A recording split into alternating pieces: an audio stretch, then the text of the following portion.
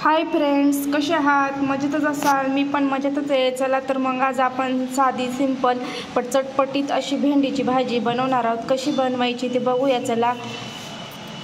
तर कशी बनवायची ते बघूया चला.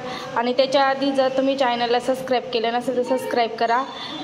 1 चमचा आपण आहे ना तेल टाकून घेतलेलं आहे. व्यवस्थित जिरं टाकून घेणार आहोत. जिऱ्याला तडका येऊ दिला की मोहरी टाकून घेतली आहे. मोहरीला तडका आला की आपण आहे ना छान परतून घेत आहोत व्यवस्थित. आता आपण त्याच्यात कांदे टाकून घेणार आहोत. या पद्धतीने कांदे टाकून घेतलेत. ही प्रोसेस आपण फुल गॅसवरतीच करायची आहे. लसूण ठेचून टाकायचं आहे आपल्याला, बारीक नाही करायचा. 1 चमचा एक मिरची बारीक चिरून टाकून घेतली. कोथिंबीर बारीक चिरून टाकून घेतलेली आहे. हळद टाकून घेतलेली. परतून घेणार आहोत.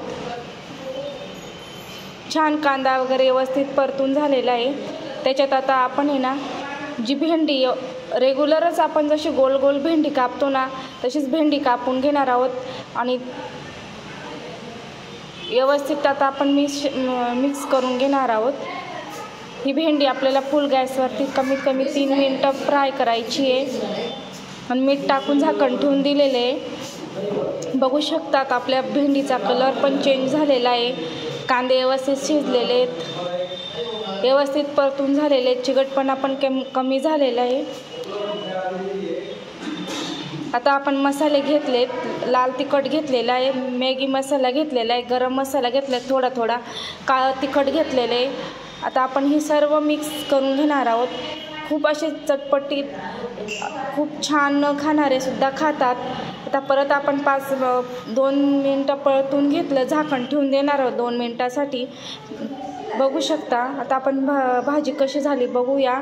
तर बघा कलर कसा आला आहे तिचा. छान असा कलर पण आलेला आहे. भाजी खूप चटपटीत होते आणि खूप झटपट पण होते.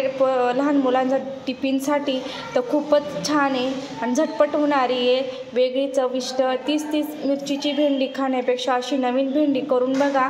आणि चॅनलला लाईक, शेअर, कमेंट आणि सबस्क्राईब करायला विसरू नका. आणि जाता सबस्क्राईबसुद्धा करा.